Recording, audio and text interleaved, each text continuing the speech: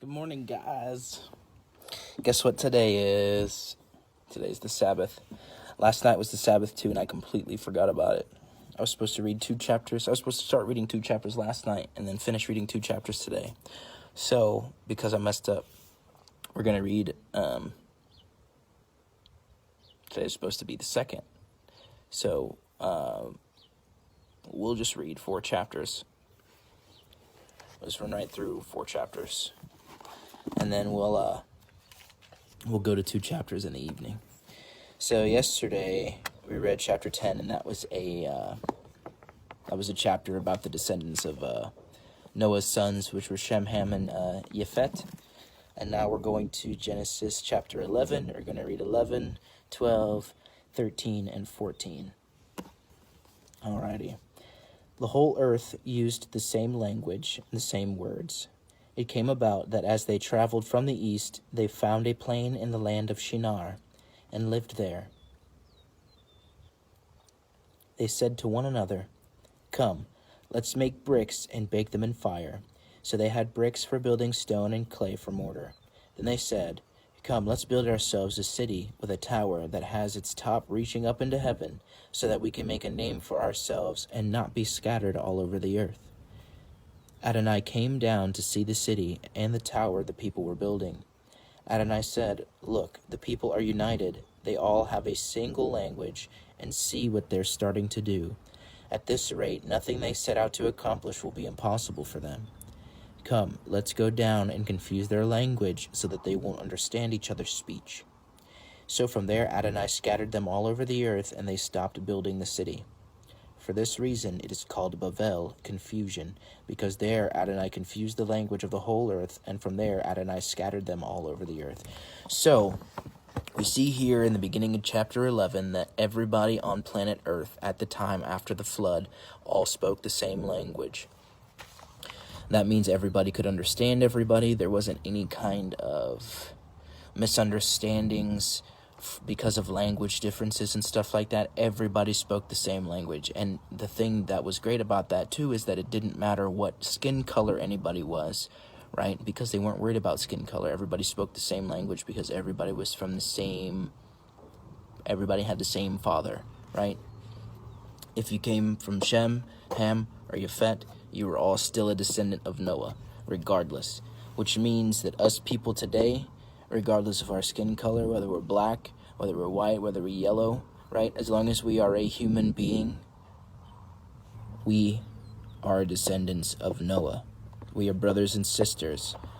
Definitely, over time and all of that stuff, we're all related, but we're not that close related. You see what I'm saying? But we're all from the same family. We're all just one big family under God, right? It's not, and Jesus said that a kingdom divided against itself is not going to stand. What do we see here in Genesis 11? After God confused everybody's language, right? They got scattered. Once Satan comes in to confuse people, right? Then everybody gets scattered, and God doesn't come to bring confusion, right? He doesn't come to do that. Satan does. And the reason why the people got their language scattered, right, is because they were prideful. They were like, "Hey, let's make a name for ourselves when we build this big city." Instead of, "Hey, let's build this big city and do what God wants us to do with the knowledge that we have, which is do good," but we were hell-bent on doing evil.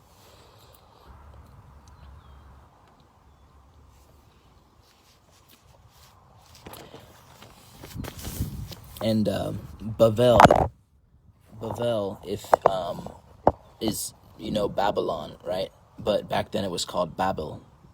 And what do you do, or what do you call something when somebody is speaking in something that you can't understand, right? It sounds like babble. Get it? And the funny thing about the city is it's called Babylon, right? And why is that? It's because they babble on continuously. Because they're what? Prideful. You can't understand each other if you're prideful.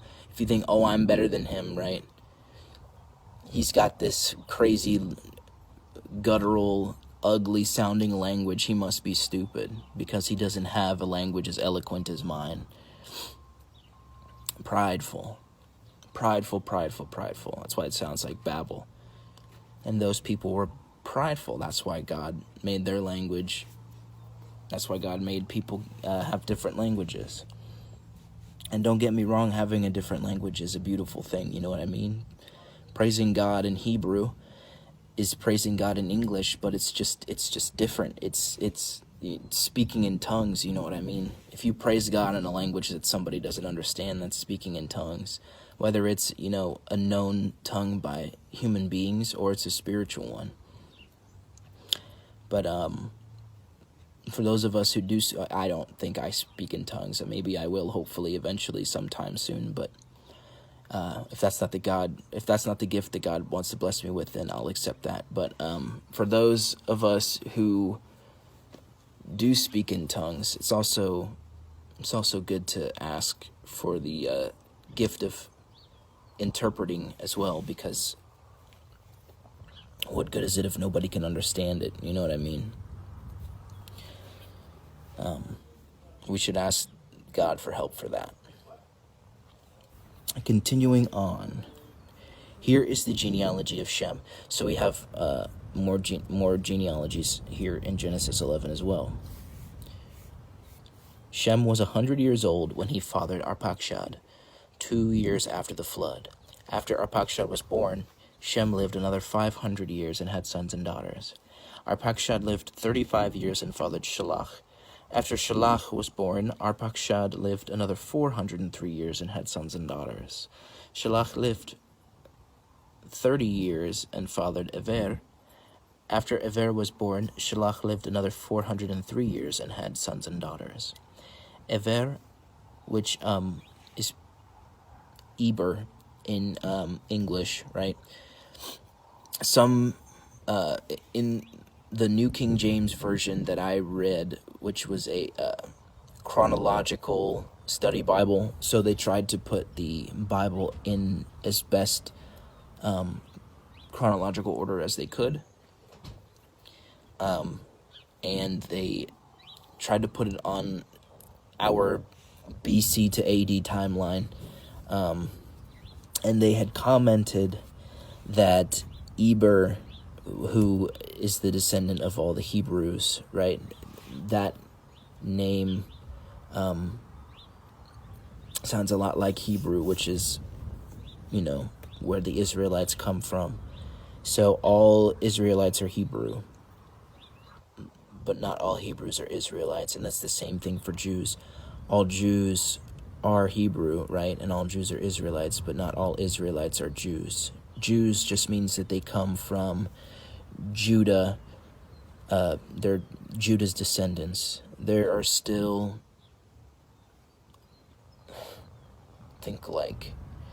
there's the 12 tribes of Israel, but there's more descendants of the Israelites. There's 13 or 14. The Levites weren't counted in the 12. So that would leave 11. And then Joseph, who was one of the sons, he doesn't actually have the title. His 2 sons have his title. So that would make 12. All right. And then there is in Revelation, it talks about the 12 the 144,000 and how that are gonna come with Christ and slay the army of the nations, right? They're from 12 different tribes, and one of the tribes that was counted in the Old Testament isn't counted now, and it wasn't the Levites. The Levites are included in this. The tribe of Dan was taken out. And then I think there are a couple other instances where there are still 12 tribes with different names and stuff like that. But that's just me getting off topic. Anyway, Peleg lived 30 years and fathered Reu. After Reu was born, Peleg lived another 209 years and had sons and daughters. Reu lived 32 years and fathered Serug. After Serug was born, Reu lived another 207 years and had sons and daughters. Serug lived 30 years and fathered Nahor. After Nahor was born, Serug lived another 200 years and had sons and daughters. So you can see, after the flood, that man's lifespan is continuing to decrease and get smaller like that. Nahor lived 29 years and fathered Terach. After Terach was born, Nahor lived another 119 years and had sons and daughters. Terach lived 70 years and fathered Avram, Nahor, and Haran. Here is the genealogy of Terach. Terach fathered Avram, Nahor, and Haran, and Haran fathered Lot. Haran died before his father Terach in the land where he was born, in Ur of the Kasdim. Then Avram and Nahor took wives for themselves. The name of Avram's wife was Sarai, and by the way, Avram is Abram. B's and V's in Hebrew are kind of interchangeable. So if you see a V, it could either be pronounced as a V or it can be pronounced as a B. So it's Avram or Abram. And then Sarai, as we know, is Sarah, but her name didn't get changed yet either. And the name of Nahor's wife was Milcah, the daughter of Haran. He was the father of Milcah and Yiscah. Sarai was barren, she had no child. Terach took his son Avram, his son Haran's son Lot, and Sarai, his daughter-in-law, his son Avram's wife, and they left Ur of the Kasdim to go to the land of Canaan. But when they came to Haran, they stayed there. Terach lived 205 years, and he died in Haran. So that was chapter 11. We see, Abram is being introduced here at this point in time. This is some more to add to the timeline, and I'll get to that eventually today. And now it's time to start Genesis chapter 12. Now Adonai said to Avram, "Get yourself out of your country, away from your kinsmen, and away from your father's house, and go to the land that I will show you. I will make of you a great nation. I will bless you, and I will make your name great, and you are to be a blessing. I will bless those who bless you, but I will curse anyone who curses you. And by you, all families of the earth will be blessed." So we see here, this is another prophetic message, right? All of the families of the earth will be blessed through Abraham's seed. Now, reading this the first time, and probably back in the day when people heard this, they're like, okay, so through Abraham, the nation is going to be blessed. So it's got to be by his son, right? Well, technically, all of his descendants are his sons. It just depends on what rank of son they are. Is it his son, his grandson, his great-grandson, his great-great-grandson, or in Jesus' case, is like great-great-great-great-great-great-great-great-great. You know what I mean? Like continuing on until we get to the point that Jesus is there, and then we say grandson. It's from his seed.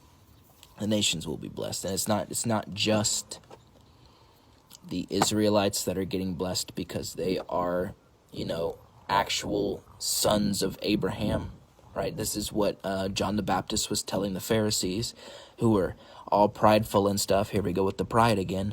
They're all like, oh, well, we are literal sons of Abraham, so we're already saved, blah, blah, blah. Like, we're already righteous because we're the literal seed of Abraham. And John the Baptist is like, listen, you snakes, you slithery snakes out here, deceiving people with your all kinds of craziness. God can make sons of Abraham out of stones, out of rocks. What does that mean to, It's not about the physical lineage. You have to be born again. We're all sons of Adam, right? We need to be sons of God. And the only way to do that is to accept Jesus Christ. Only way to do that. Anyway, continuing on, Genesis 12:4. So Avram went, as Adonai had said to him, and Lot went with him. Avram was 75 years old when he left Haran. Avram took his wife Sarai, his brother's son Lot, and all their possessions which they had accumulated, as well as the people they had acquired in Haran. Then they set out for the land of Canaan, and entered the land of Canaan. Avram passed through the land to the place called Shechem, to the oak of Moreh. The Canaani were there then in the land. Now, the Canaani are the Canaanites, as we would say.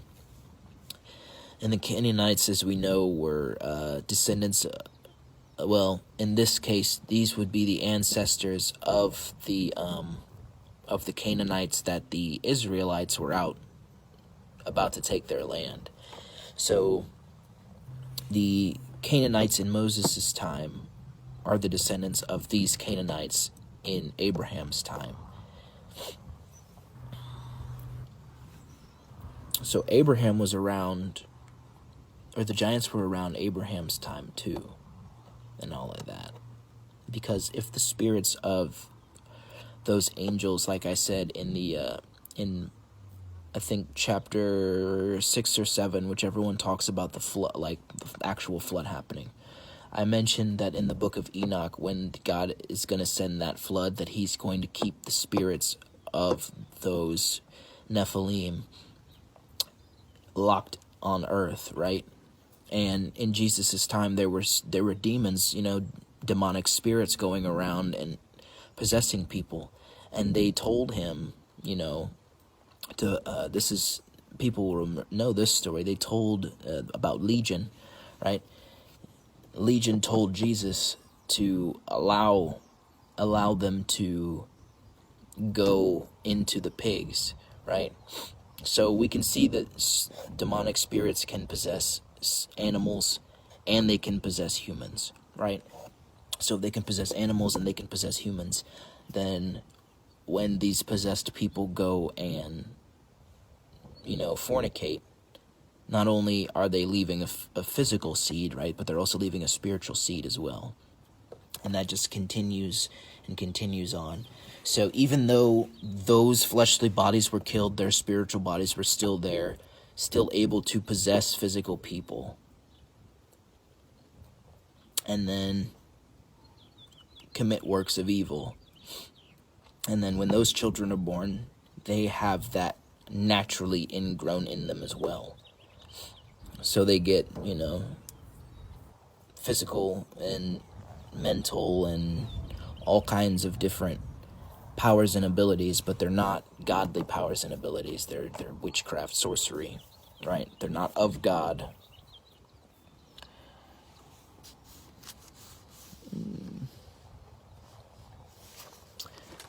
Going on, Genesis chapter 12:7. Adonai appeared to Avram and said, "To your descendants." In Hebrew, this is lezeracha, which means to your seed, I will give this land. So he built an altar there to Adonai, who had appeared to him. Oh, come on. He left that place, went to the hill east of Bethel, and pitched his tent. With Bethel to the west and Ai to the east, he built an altar there and called on the name of Adonai. Then Avram traveled on, continuing toward the Negev. But there was a famine in the land, so Avram went to Egypt to stay there, because the famine in the land was severe. When he came close to Egypt and was about to enter, he said to Sarai his wife, "Hear now, I know that you are a good-looking woman, so that when the Egyptians see you, they will say, 'This is his wife,' and kill me, but keep you alive. Please say that you are my sister, so that it will go well with me for your sake, and so that I will stay alive because of you." Okay, so here we see Abram doing something that most people, including myself, probably would have done. in the situation that they had a very beautiful wife, and they were going into a town known for its savagery, right? Like Sodom and Gomorrah and stuff like that. Now, Abraham and Sarah were brother and sister. That is what it is. And they went to Egypt because of the famine, and apparently Sarah was pretty smoking. And Abraham knew that, and he also knew that the Egyptians would see that. And because the Egyptians, now I don't know how long this kind of disdain for Hebrews was for Egyptians. Like I don't know the culture back then, but from what is said later on in Exodus and even later on in Genesis, the Egyptians don't like Hebrews.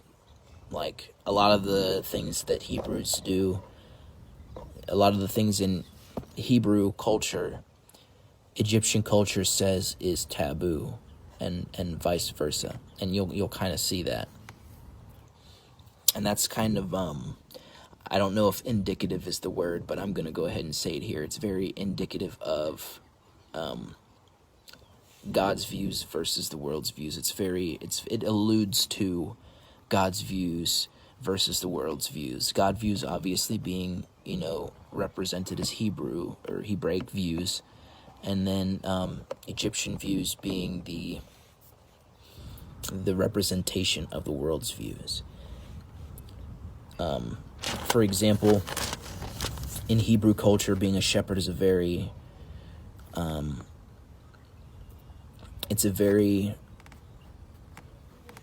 respectable, I would say.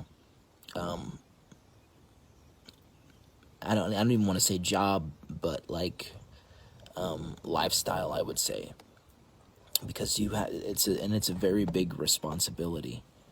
But Egyptians think that being a shepherd is one of the most detestable. Like they don't even want to eat with shepherds, kind of thing. Like, and that makes sense because the world can't understand God's ways, right? And God's the ultimate shepherd. But if these people don't like fleshly shepherds, then what does that show them about their spiritual lives? They don't appreciate the right spiritual shepherds. So if they don't like the right spiritual shepherds, then they're gonna leave room for the bad shepherds. And because the bad shepherds don't look anything like the good shepherds, they're going to accept those shepherds in. Because why? They think that the proper shepherd is a detestable thing. So they're not going to let in the proper thing. They're going to let in an improper thing, and it's going to mess up their thought process and stuff like that.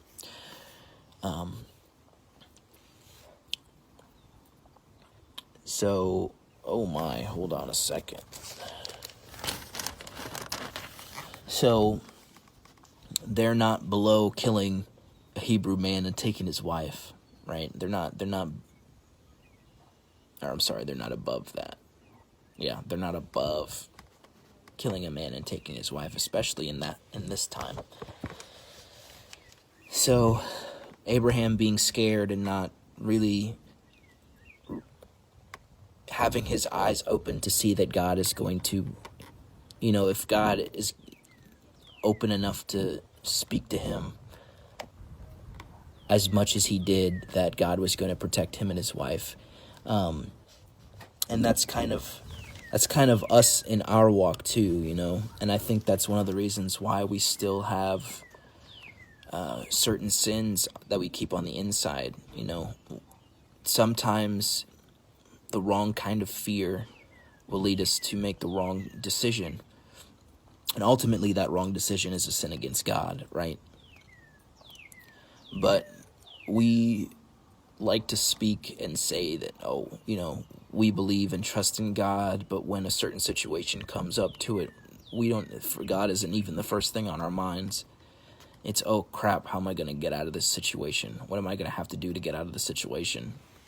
What am I going to have to say to get out of the situation? Instead of, well, let me just do and say the right thing and then leave the rest up to God regardless of the outcome.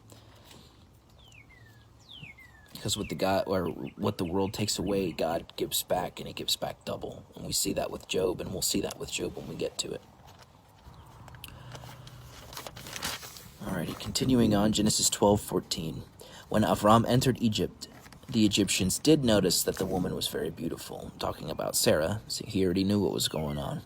Pharaoh's princess saw her and commended her to Pharaoh. So the woman was taken into Pharaoh's house.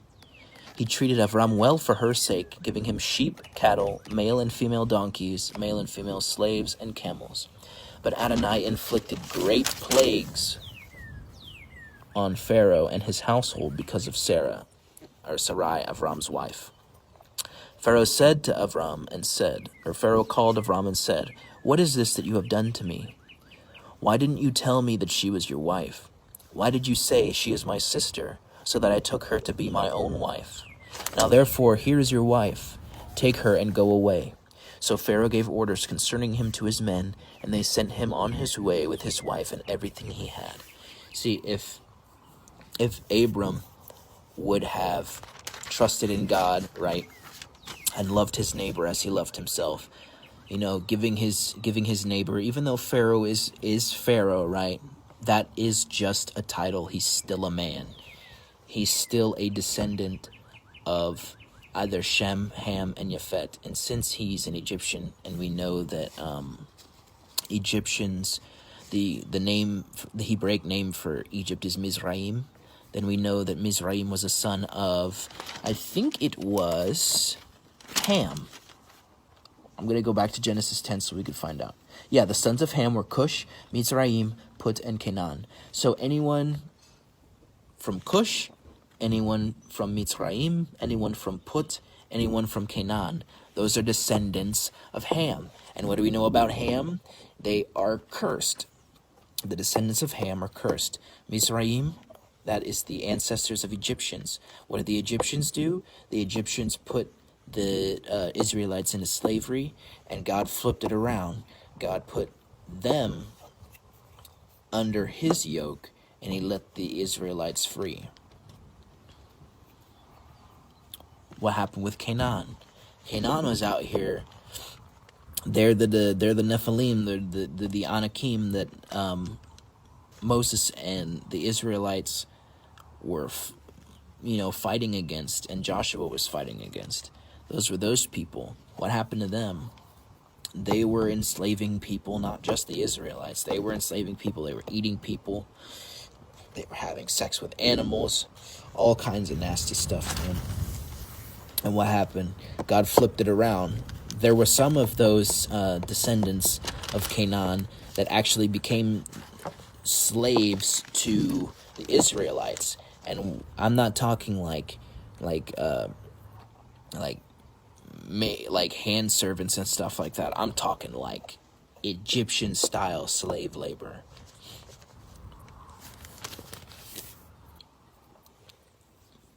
That's another discussion for itself. Anyway, if Abram would have given Pharaoh the benefit of the doubt, right, and said, you know what, God's got my back. He's not going to let anything happen. Pharaoh, right, Pharaoh is supposed to be a godly person. He's supposed to be a representation of God in the flesh, right?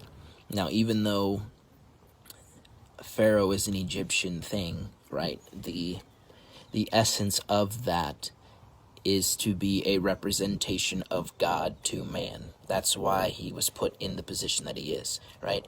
Even though Pharaoh was a bad person, Moses still had to respect Pharaoh's authority when he came to speak to him, right? And God does the same. God expects the same thing of us, right? Don't get me wrong. God is our Father, and God loves us, right? We're his children. He's going to treat us like children, but he's still God on the throne. You still have to come at him with a level of respect, because if you don't, right, if you come up to him and offer him strange fire, he's going to obliterate you. Regardless of his relationship with you, he is God on the throne, first and foremost. His name alone is the only thing that demands respect. And if you come up to him offering strange fire, he's going to set you ablaze. And not in a good way. If you want to be set ablaze in a good way, you got to ask. Ask and you'll receive it. Don't just come up and try to take it.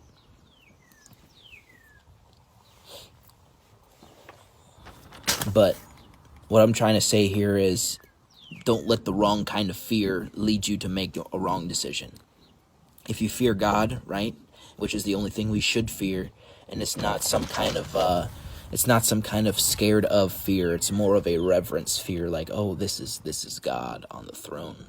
Like, he needs respect. I can't be coming at him a certain way. You fear him like that, then, it'll be well for you. The beginning of knowledge is to fear the Lord, right? If you fear the Lord, you've got the first step of knowledge down, pat.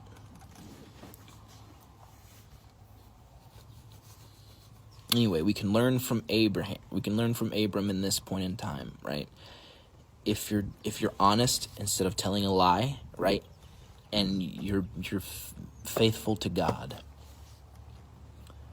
nothing bad will happen. And if something bad does happen, it will be turned around. It is being used for your good. In some way, shape, or form, it is being used for your good. So there's nothing to worry about. All things work out for the good of those who trust in God. That's not the exact verse, right? That is a paraphrase. But all things, whether they are good or bad, will be turned into good, will be used for good, the good of those who trust in God and wait on him. Okay. Now, that was the end of Genesis chapter 12. So we've got 2 chapters down. We're going to read 13 and 14, and then we're going to cut this video.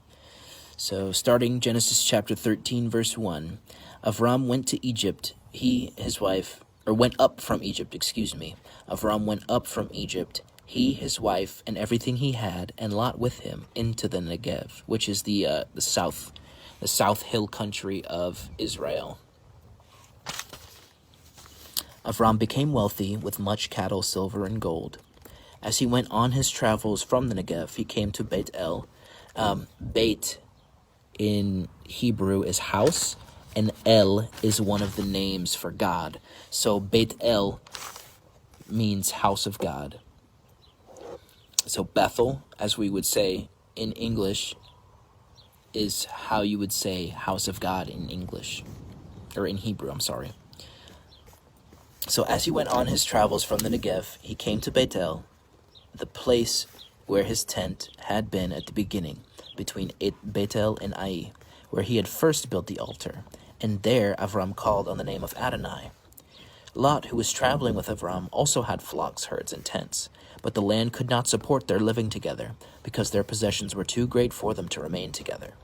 Moreover, quarreling arose between Avram's and Lot's herdsmen. The Canaani and the Perizzi, which are the Canaanites and the Perizzites, were then living in the land. Avram said to Lot, "Please, let's not have quarreling between me and you, or between my herdsmen and yours, since we're kinsmen. Isn't the whole land there in front of you? Please separate yourself from me. If you go to the left, I will go to the right. If you go to the right, I will go to the left." Lot looked up and saw that the whole plain of the Yarden was well watered everywhere before Adonai destroyed Sodom and Amorah, like the garden of Adonai, like the land of Egypt in the direction of Tsoar. So Lot chose all the plain of the Yarden, and Yarden is, or Yarden, I can't pronounce Hebrew R's. I'm working on that, but it's more like a anyway, the Yarden, I'm going to get it eventually. The Yarden is the Jordan, the river Jordan. So he's looking over around at the river Jordan and he's seeing, oh, this is some perfect land for my flocks and herds. So Lot went ahead and took that. So Lot chose all the plain of the Yarden for himself, and Lot traveled eastward. Thus they separated themselves from each other. Avram lived in the land of Canaan, and Lot lived in the cities of the plain, setting up his tent near Sodom. Now the men of Sodom were evil, committing great sins against Adonai. Now, when you hear the word sodomy, right, most people think of a specific thing, and I'm not going to say this just in case children are watching.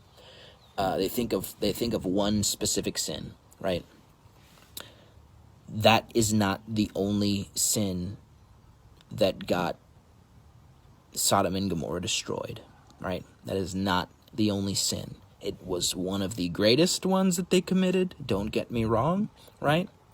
But it is not the only sin, right? It's kind of like any other country out here, but how most countries these days are kind of hush-hush about the sins that they've got going on, right? And nothing is hush-hush to God. Everybody is naked to God. Doesn't matter how much clothes you put on. And Adam and Eve didn't realize that, right? They were trying to cover that shame that they were feeling in their heart, right? God can see that, and they couldn't. So what did they do? They couldn't spiritually hide it, right? They couldn't spiritually cover it. So what did they have to do? They put fig leaves over them to cover them. It wasn't necessarily the nakedness of their flesh, but the nakedness of just them to God. They realized how naked they really were. Before they knew good and evil, they didn't know good and evil.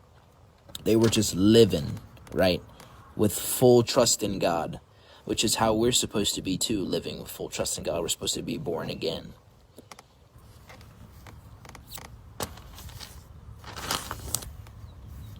But those people in that day, they didn't care about the sin, which is why they were so open about it.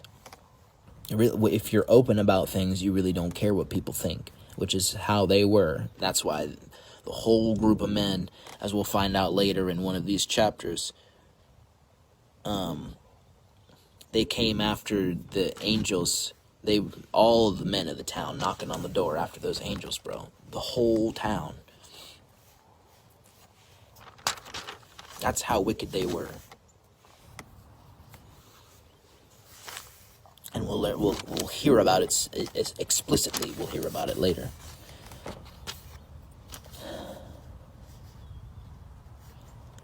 Continuing on, chapter 13, verse 14.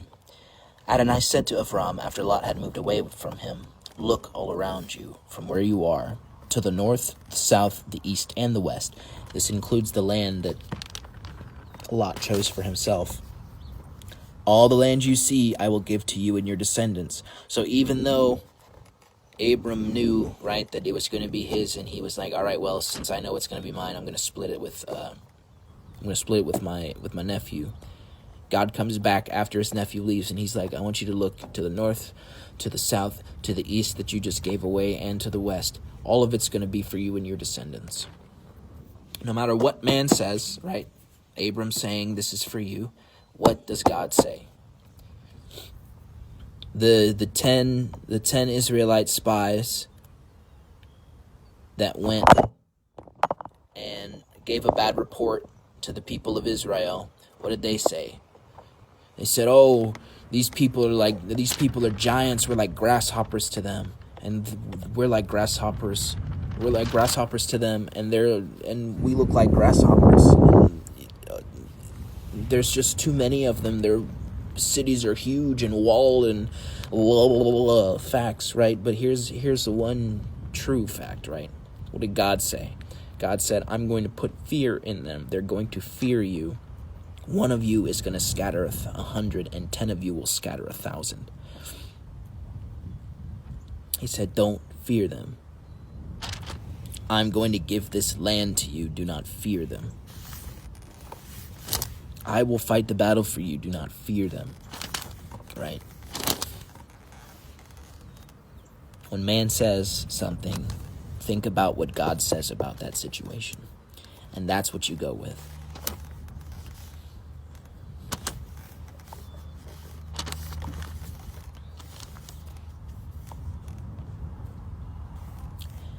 "I will give it to you and your descendants," in Hebrew, which is ulzer aka, to your seed, right? And to your seed, forever, and I will make your descendants as numerous as the specks of dust on the earth, so that if a person could count the specks on the dust of the earth, then your descendants can be counted, right?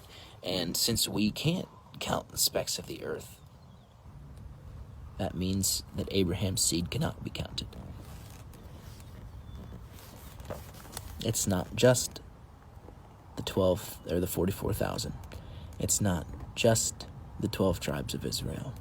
There are other sheep from another fold that we do not know of.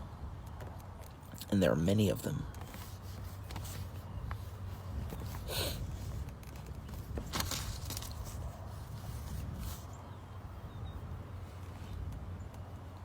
Get up and walk through the length and breadth of the land, because I will give it to you. Avram moved his tent and came to live by the oaks of Mamre, which are in Hebron. There he built an altar to Adonai. So that was chapter 13. This wind is blowing. It's a-blowing. So we did, 10, 11, 12, and 13 today? What? No. We did 11, 12, and 13. We got 14 to go. And here it is. Chapter 14, verse 1. When Amraphel was king of Shinar, Arioch, king of Elasar, Kedorlaomer, king of Elam, and Tidal, king of Goyim, they made war against Barah, king of Sodom, and against Birsha, king of Amorah, Shinav, king of Admah, Shem-Ever, king of Tsevoyim, and the king of Bela, which is the same as Tsoar. All the latter kings joined forces in the Siddim valley, where the Dead Sea is. They had served Kedorlaomer 12 years, but in the 13th year they rebelled. In the 14th year, Kedorlaomer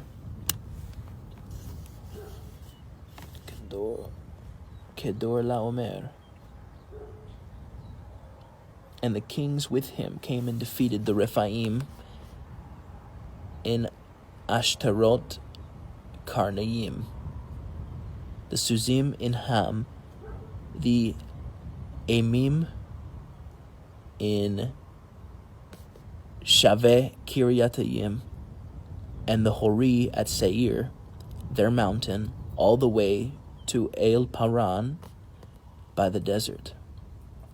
Next they turned back, came to Ein Mishpat, which is the same as Kadesh, and defeated all the country of the Amaleki, and also the Emori who lived in Hatzatzon Tamar. So Amaleki is the Amalekites, and the Emori is the Amorites. Then the kings of Sodom, Amorah, Admah, Sevoyim, and Bela, that is Zoar. So Bela is the same as Zoar, came out and arrayed themselves for battle in the Siddim valley against Kedorlaomer, king of Elam, Tidal, king of Goyim, Amraphel, king of Admah, and Arioch, king of Elasar, 4 kings against 5. Now the Siddim valley was full of clay pits, and when the kings of Sodom and Amorah fled, some fell into them, while the rest fled to the hills. The victors took all the possessions of Sodom and Amorah and all their food supply. Then they left. But as they left, they took Lot, Avram's brother's son, his nephew, and his possessions, since he was living in Sodom. Someone who had escaped came and told Avram the Hebrew, who was living by the oaks of Mamre, in Emori, brother of Eshcol and brother of Aner, all of them allies of Avram. When Avram heard that his nephew had been taken captive, he led out his trained men, who had been born in his house, 318 of them, and went in pursuit as far as Dan. I'm sorry, guys, my legs are getting a little hurt right now. I've been sitting crisscross here for a hot minute. Gotta readjust.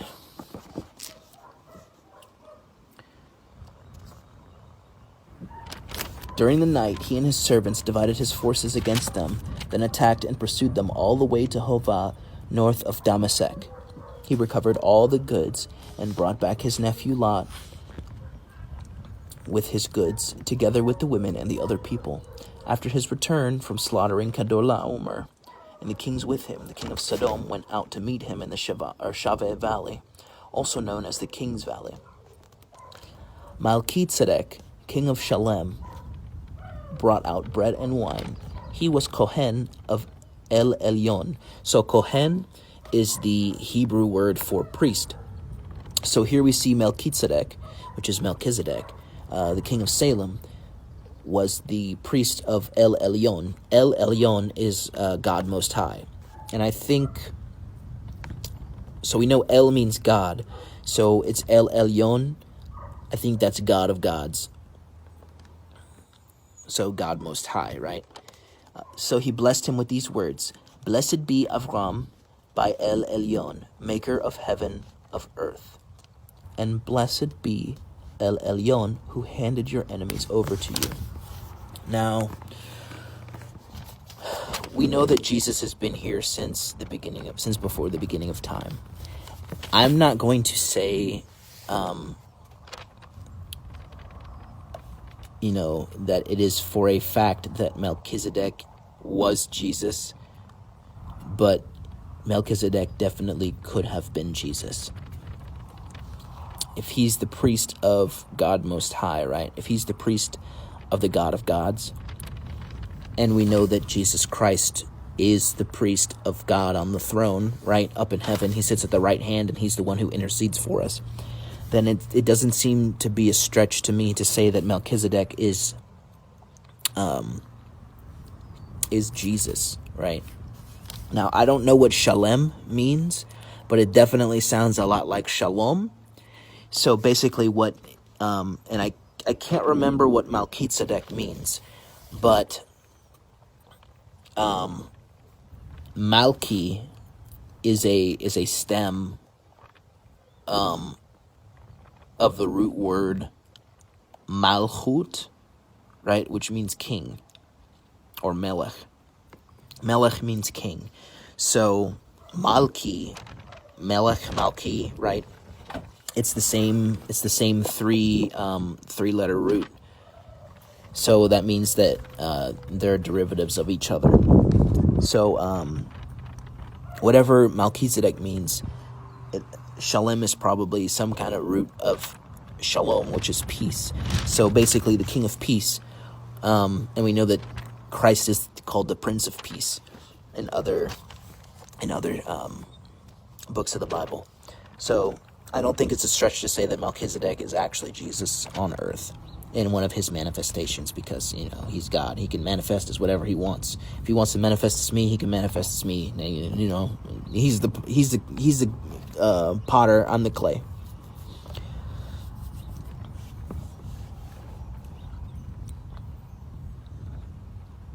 Avram gave him a tenth of everything.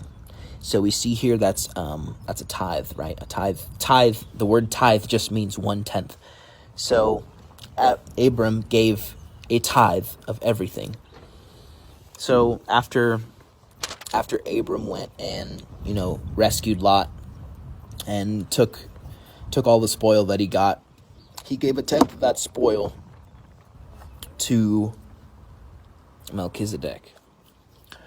Now, some people would like to say, well, see, since Abram gave a tenth to Melchizedek, then we should be giving a tenth to the church and blah, blah, blah, blah, blah. Okay. Not out of a obligation should we be giving a tenth, right? That would be putting us under the yoke of the law, which, as a lot of people like to say, is not what we should be doing, right? And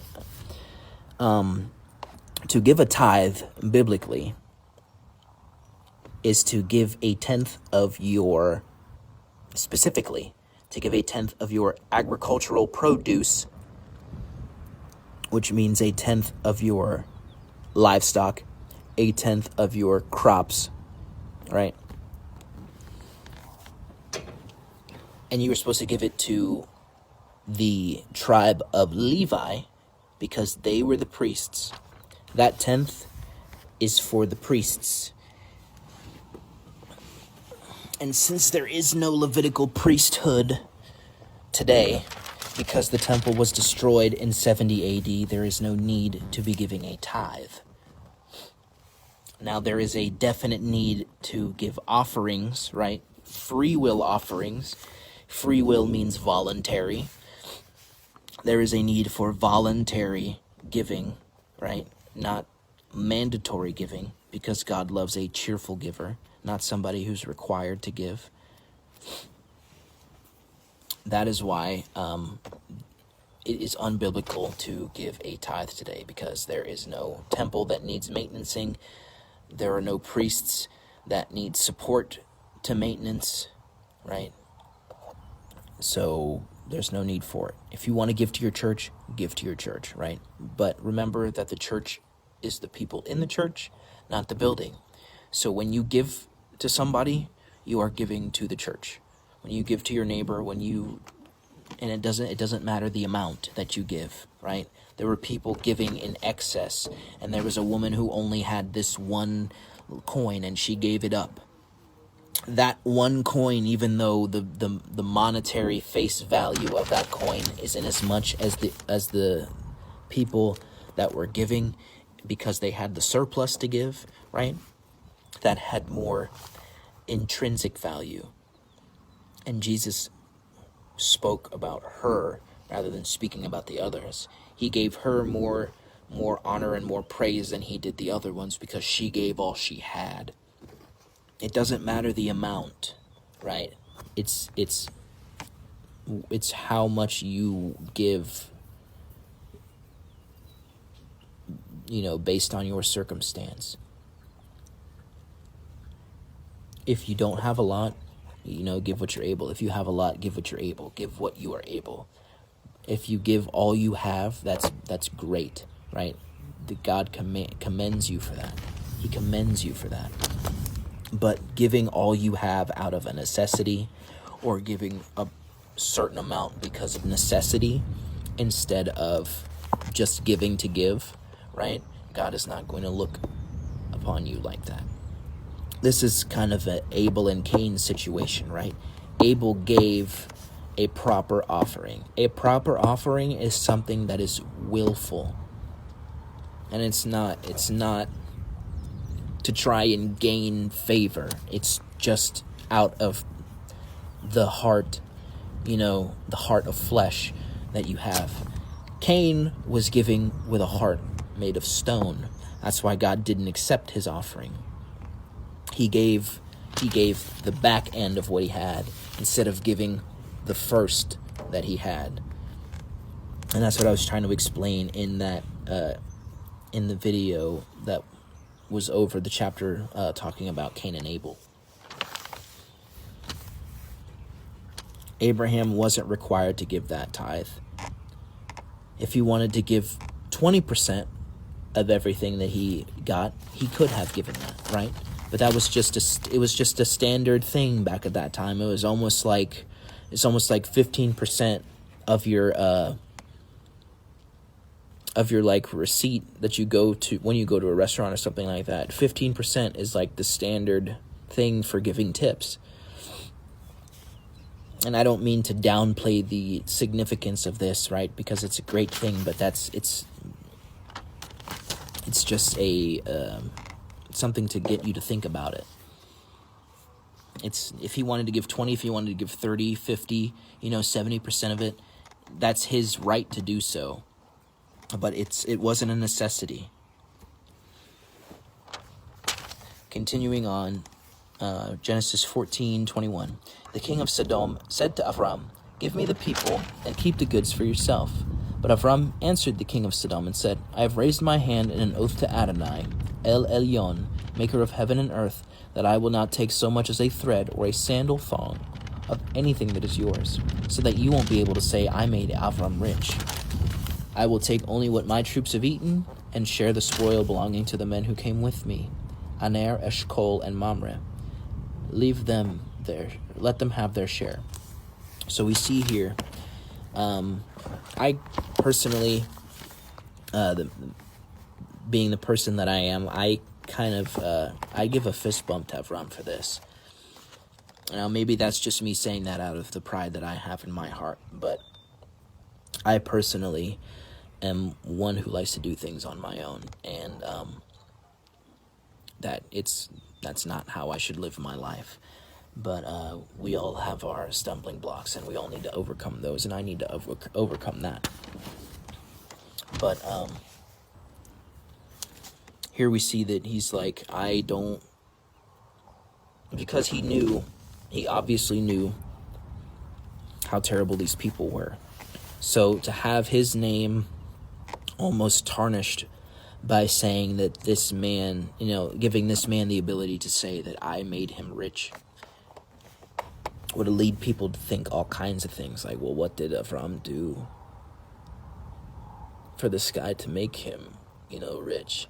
And if Sodom and Gomorrah were into all kinds of heinous things, then who knows what people would be thinking. And the Bible does say, not to have your name associated with evil. So he's like, look, I'm just going to the only thing I'm going to keep is the things that my soldiers kept, and whatever these guys who came out to help me take, that's for them. I don't want anything that belongs to you, because I don't want to have you, get all prideful and stuff and be looking to me for a favor because you, quote unquote, made me rich. And I feel like that's kind of the attitude of the Christian rap game now. It's like completely off topic. I'm sorry. But they always say in their songs, like, they because they didn't let labels control their every move, right? And they did things on their own with God, of course, and they became successful with God instead of with somebody else. They can give all the glory to God instead of giving glory to man out of obligation. And I think that's something to be I feel like that's something that is to be respected. Like, quote unquote, nobody helped you.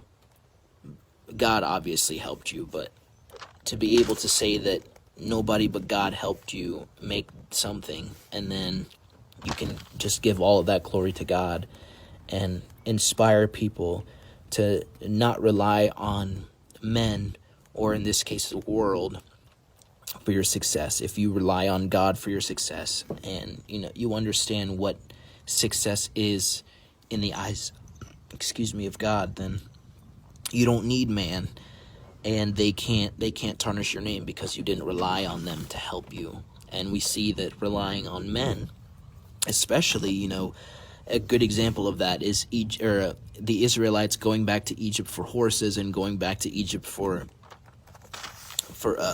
military support and stuff like that, when they should have just went to God in the first place, because they knew him. They were the only nation in the whole existence of earth that God decided to show, like to reveal himself to, so that they could reveal him to the nations.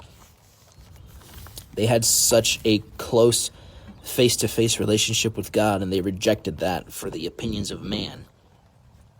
That would upset me if I were God, and rightfully so. We need to depend on God. That way we don't give glory to man, because no glory should go to man. None. It should all go to God. And that was the end of chapter 14. So later on today, it'll be Sunday in Israel. So we'll be going back to one chapter a day. Sorry for missing out yesterday on the 2 chapters, but I did those 2 chapters today. I only did 1 chapter yesterday, or last night, but I did 2 chapters here. I did 4 chapters, 2 for last night, and then 2 for today that I was supposed to do. So we are 1 chapter ahead of where we should be, and that's okay, because it's still on God's timing. God knew this was going to happen, and he let it happen. So we'll roll with the punches. Anyway, you guys have a wonderful day. Go ahead and meditate on the word, especially today, because today is the Sabbath. Not anymore in Israel, but for those of us in America, the Sabbath is still going. So continue to soak it up as much as you can till that sunset hits. Anyway, you guys have a wonderful Sabbath. I will see you guys later on tonight.